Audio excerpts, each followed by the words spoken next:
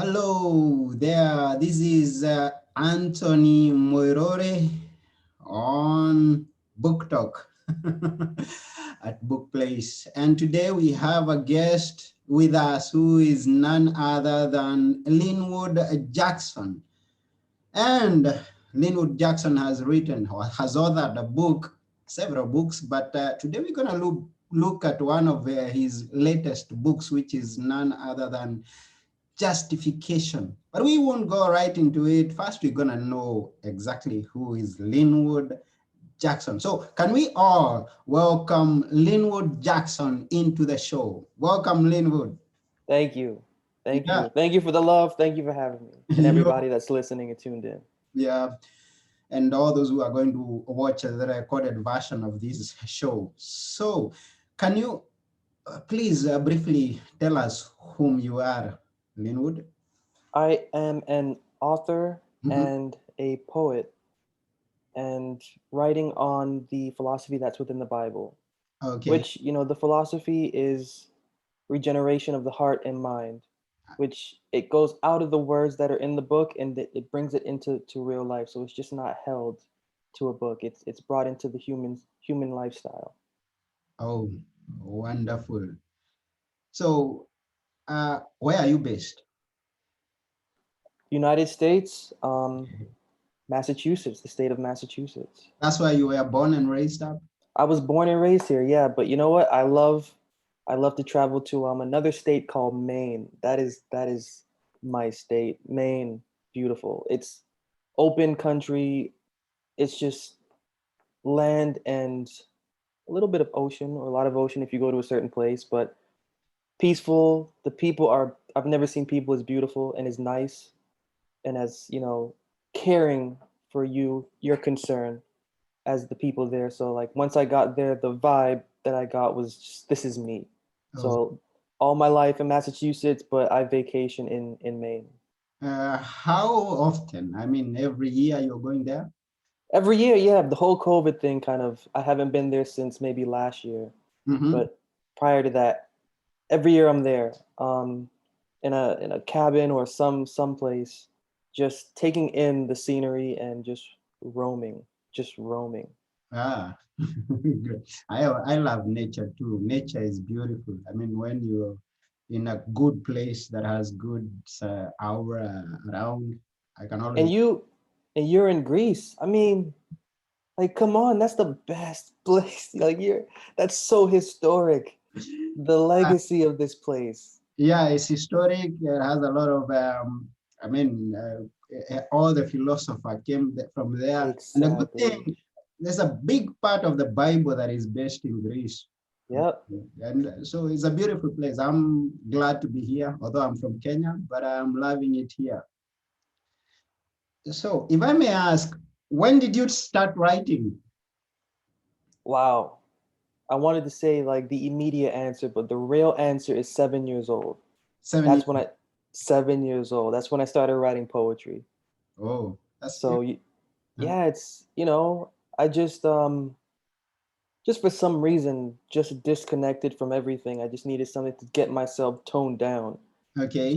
I'm not so turned up within. So I knew that what I was seeing wasn't a reality for me. You go through life, you see society on the outside, and then you see society at home, Yeah. and then you be like, you're just like, I don't know, I don't feel this, Mm-hmm. and so I had poetry, and I just didn't know it was poetry. I just sat there writing. I grew up not really in a religious household, but with a mother that when I was a baby, she tells me stories. She would read the proverbs to me Okay. as I'm going to sleep as a baby. She's holding me, so she always raised me with there's an eye and a mind that's out there, and you can connect and talk to that mind, and it can hear you, and your prayers are heard. So my Mhm. poetry was dedicated to this mind.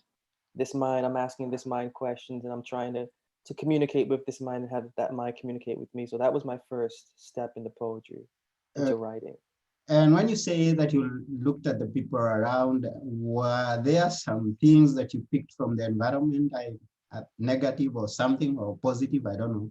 Yeah, character traits. We do not get to choose where we are born to. Mm-hmm. And as a matter of fact, there is nobody alive that can ever say, I have said I do to life. We've never chosen life. Yeah, yeah, sure. And so when you grow up in an that, you're growing up, and I guess I just had the state of mind to just think I didn't choose this. I Mm-hmm. didn't choose these people, but they're here for a reason. This environment, it's not nourishing something within me. I need to nourish something within myself somehow. And Okay. that's in it poetry. That was my outlet. I don't know. That was just the outlet to make sense Okay. of my mother and my father, to make sense of I think there's some interference in the connection or something. You touched somewhere that is the voice. Your voice is not clear. There's some noise going on around somewhere. oh, how is it now? Now is good. Okay. Yeah, yeah. Maintain it that way. Yeah, Can you hear me now? yeah. I'm hearing you well. We are hearing you well. Okay. But Yeah. although there's still some cracking sound. I don't know why. Okay. Um, but you're good now. I'm good now? If it stays that way, we are good to go.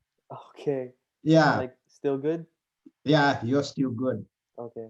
And I pray it's gonna be good to the end. So you didn't hear any of that?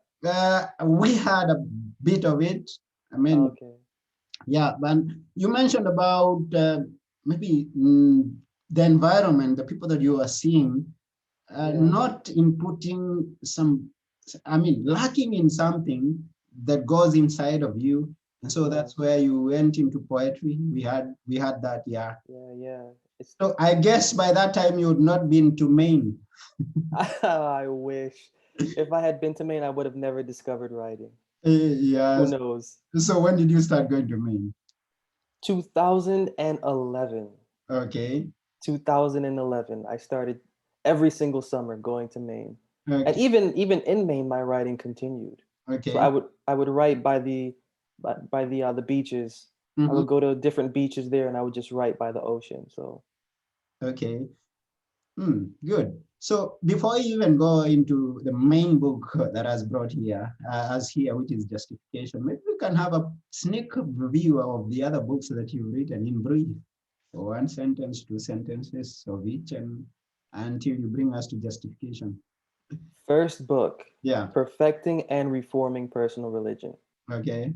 So this was the book that I put together after having, graduated college, after having understood that there was something lacking in Mm-hmm. the form of love that I needed. Yeah. This is when I dug into the Bible and understood the definition of love. Mm-hmm. So this book is a bit of a step-by-step process or counsel on self-development, on personal devotional development for self. Mm-hmm. Next book, A Fallen Record, The Christian Transgression. Okay.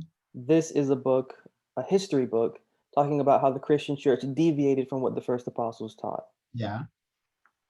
The next book, Heaven's Genuine and Counterfeit Ministry, it's again talking about how, not simply how the Christian church deviated from what the first apostles taught and from what the Bible actually teaches. Mm-hmm. It goes into the book of the Revelation, chapter 13, Okay. to talk about the future state religious government that will be, initiating minds and convincing individuals that this is quote unquote the kingdom of God. Okay.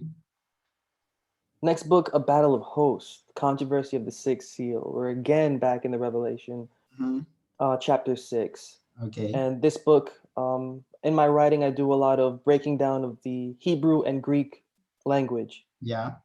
And so, a lot that's in the Revelation, it's really not consistent with Christian theology. And Mm-hmm. that's what this book gets into. Okay. The issue of the second coming of Christ and all of that, it's understood according to the Greek and Hebrew language to Yeah. understand the vision of the Revelation. Mm-hmm. The next book, A Prayer for Change, is actually an audiobook. Okay. And this is an audiobook I put together, just by the influence of different people out there that were wanting to know how to make Bible practical and how to make your spirituality practical. Okay. And so this is a book of chapters where I'm voicing and in a fairly decent, simple way, Mm-hmm. the practical routine that you can get in place for your own self on a daily basis to let the words of the counsel that you know and that you take on and read affect you personally. Mm-hmm. The next book, The Bible Sabbath, Okay. and this is another book, history book, um, kind of contrasting the Christian theology of a Sunday Sabbath to the Bible theology or the Bible philosophy of a Seventh Day Sabbath, Okay. and looking at the foundational roots according to the language in the Bible of the benefit of the Seventh Day Sabbath Mm-hmm. and its consistency up until this point in time, and Mm-hmm. the inconsistency of the Christian church to sort of manipulate that philosophy. Okay. Next book, Growth, Okay. is a book of poetry. Mm-hmm. And this is a book of poetry, getting at the heart and the root of my experience, putting in the counsels that I've learned from the living God Okay. into my life.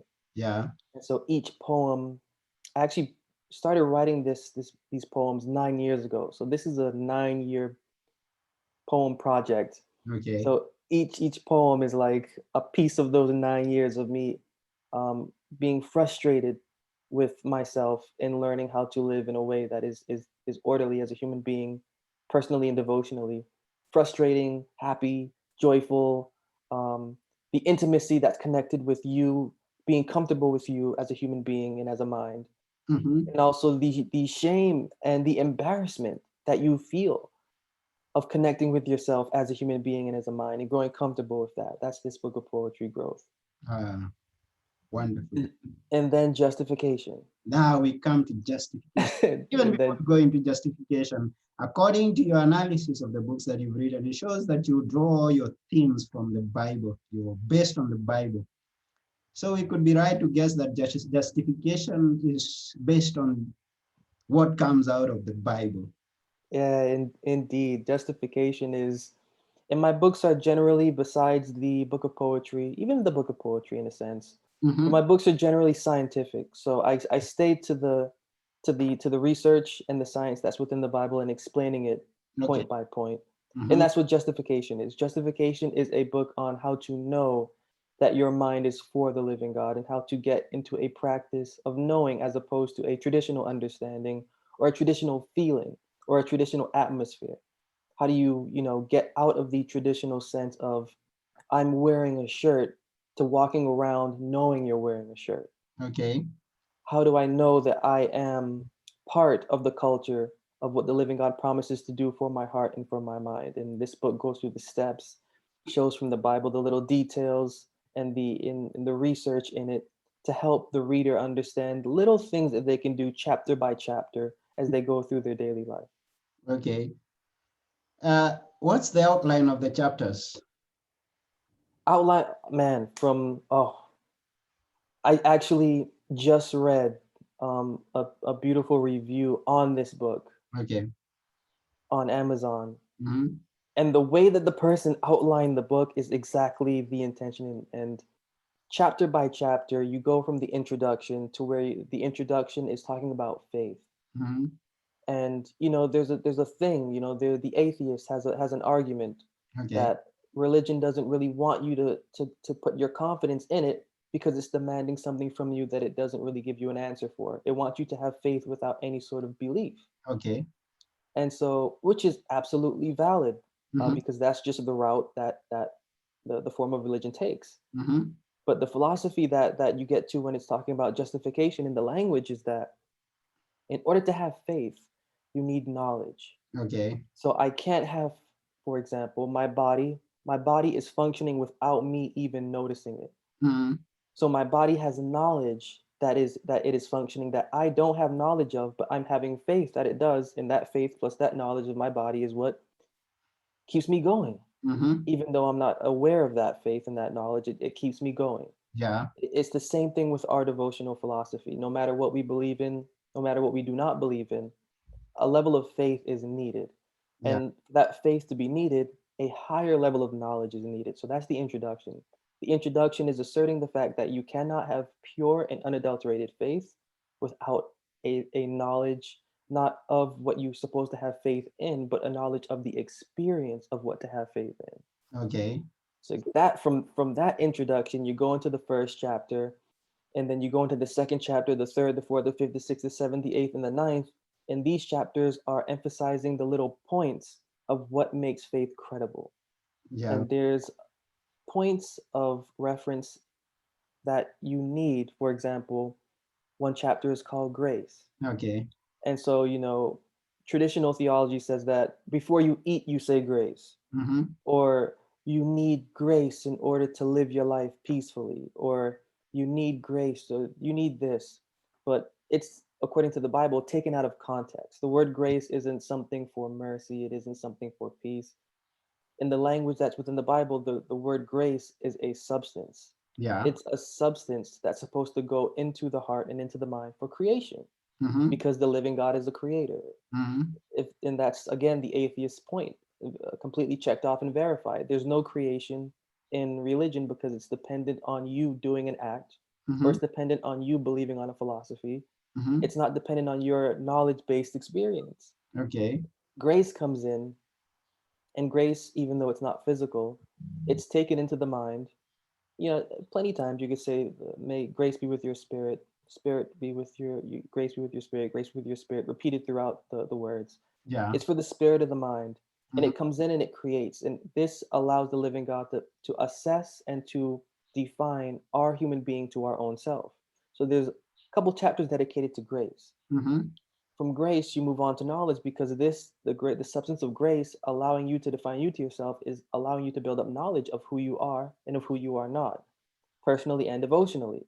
Yeah. And this is a couple chapters devoted on knowledge, Mm-hmm. and how this information, how it can then leave the realm of information to become credible wisdom Okay. that you can use to strengthen your faith, not in a belief of some figure called Jesus Christ, not in a belief of some figure called God the Father, Yeah. not in a belief that I am a Christian, Mm-hmm.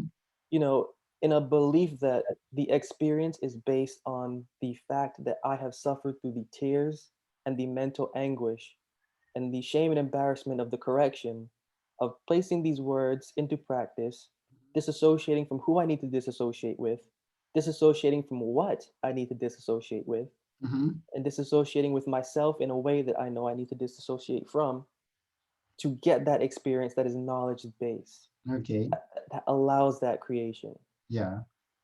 So from chapters 10, 11, 12, 13, 14, 15, 16 on, it's an analysis of the storytelling that is in the Bible, relaying how through stories faith is demonstrated, and how through that demonstration of faith the science of creation is explained.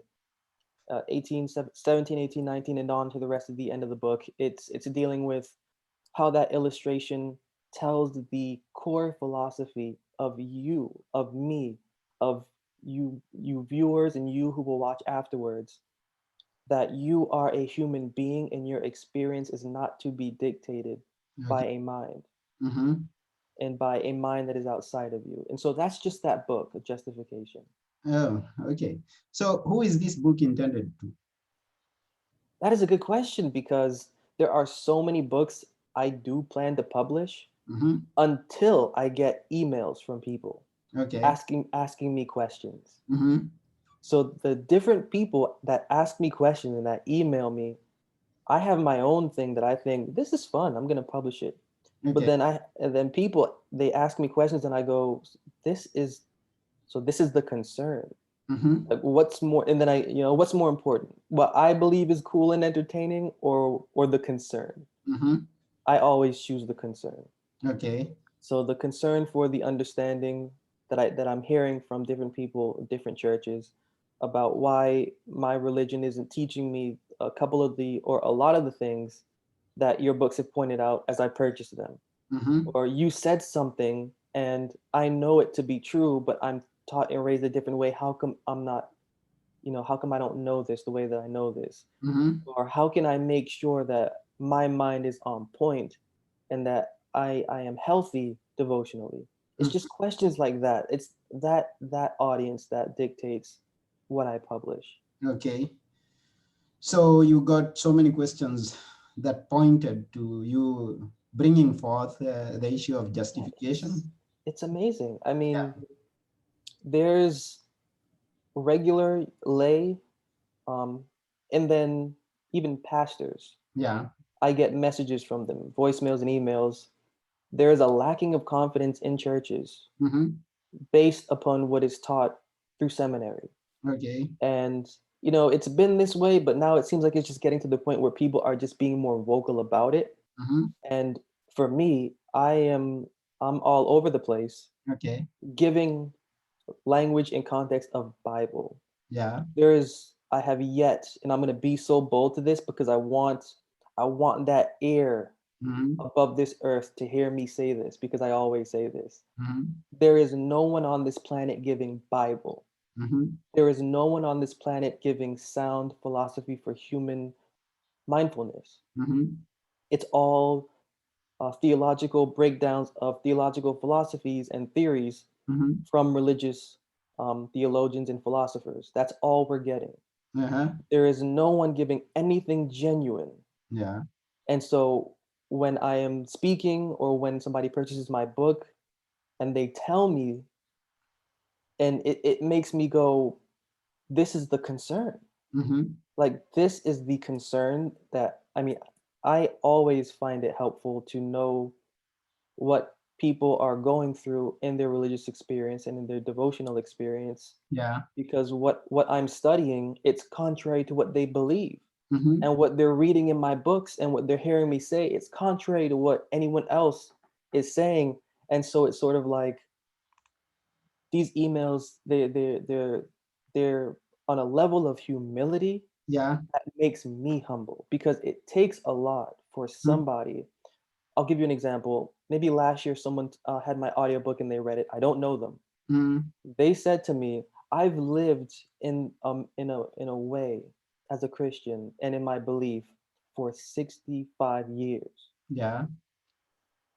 And you expect me to hear something you're saying and to suddenly change my mind? Like, how am I supposed to change my mind on this after 65 years?" Yeah. And that's the issue. The issue is creation. Mm-hmm. The issue is creation, and that's the main philosophy of regeneration in thought and in feeling and in creation. Mm-hmm. Because our hearts are beating not to remain still. And water isn't still, even though it's a calm stillness and it appears to be that. Water is never still. Yeah. Waves and streams. I like to use the illustration of a rock at the center of a stream. That rock does not stop that stream from flowing. Mm-hmm. That rock at the center of the stream is our foundational denominational religious belief. Yeah. We are the stream. We're not supposed to let that rock somehow stop our stream from flowing. Mm-hmm. And so when, somebody reads anything of mine or hears anything from me, it's moving to me and I appreciate it because it lets me know that the, what I'm putting out into this world, it's expanding and it's causing a charge and a ripple that I don't even know, but again, I just go by faith. I can't feel it, I can't see it. All the people that hear me, they're normally silent, but the ones that do feel enough, that do reach out to me, that's how I know I need to publish this book because I had another book before Justification, a book on church and state, a book where I'm going through the philosophy that is within the Bible where it talks about a lawful state and an unlawful state, lawful government, unlawful government, and Mm-hmm. the illustrations within it. I'm looking at how you can determine what is a lawful and an unlawful state, Yeah. and according to your human being and according to the conscience of your devotion. To me, that is an awesome subject. Mm-hmm. But then I'm getting emails of, I'm really not confident in what I'm taught in church. Uh-huh. I'm really uncomfortable when I'm sitting in church. Mm-hmm. I'm not lying, these are real people saying these things, and I'm really interacting with them. Yeah. And so when I hear these things, I've written this book, Justification. I started writing it back in 2014, but because there are other so many interesting subjects in the Bible that I come across, Mm-hmm. since then the subjects in the books they go. And so at this point in time in 2020, I turned back to this book in 2014 that I started Okay. and finalized it and got deeper into it, and then finally published it, seeing the need for it. And when I did, just like my book Growth, which got tremendous response Mhm. from the poetry in it, this book got a tremendous response from very curious minds wanting to know something other than Christian theology, Okay. which they knew was lacking something, Mhm. and they knew was not that just according to their conscience and Yeah. according to their devotional mind.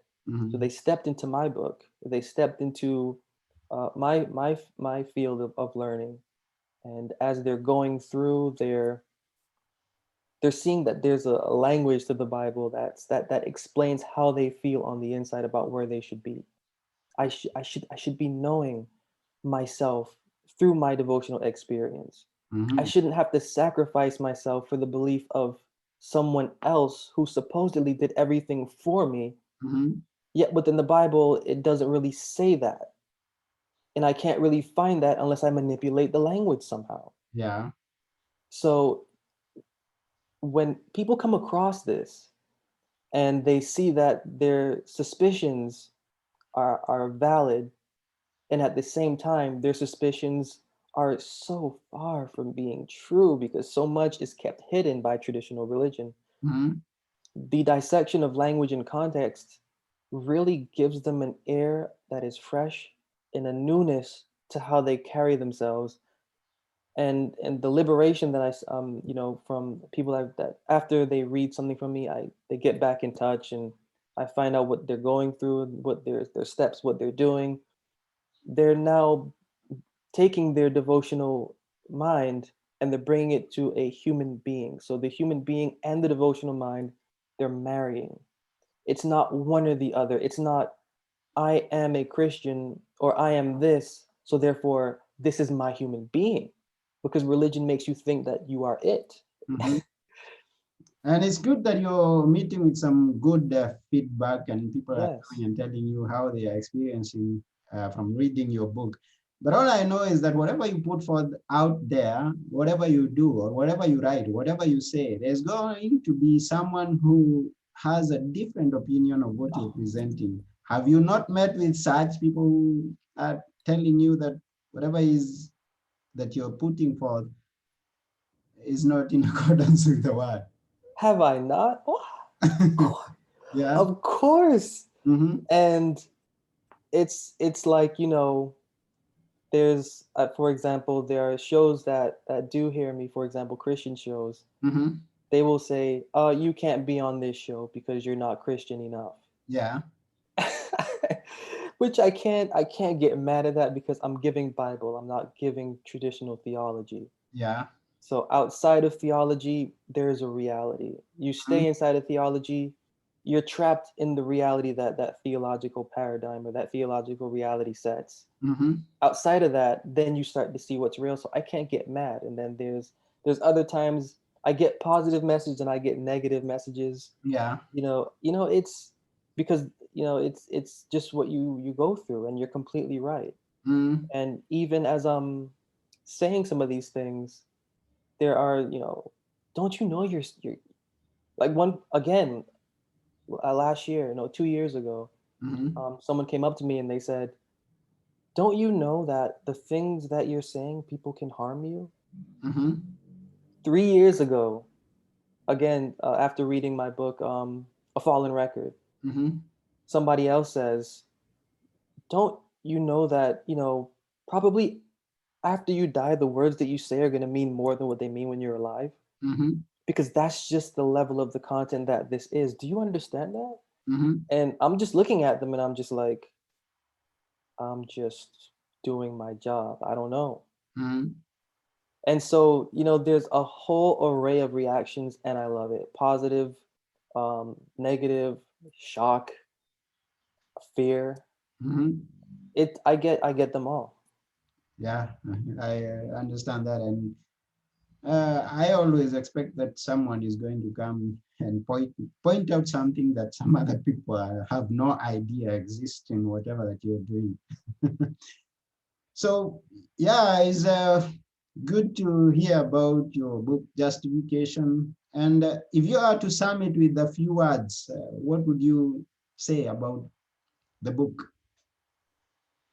Oh man, few words. I would say exercise care and empathy with yourself. Mm-hmm. Exercise care and empathy first with your devotional mind, and carry that care and empathy into your human being.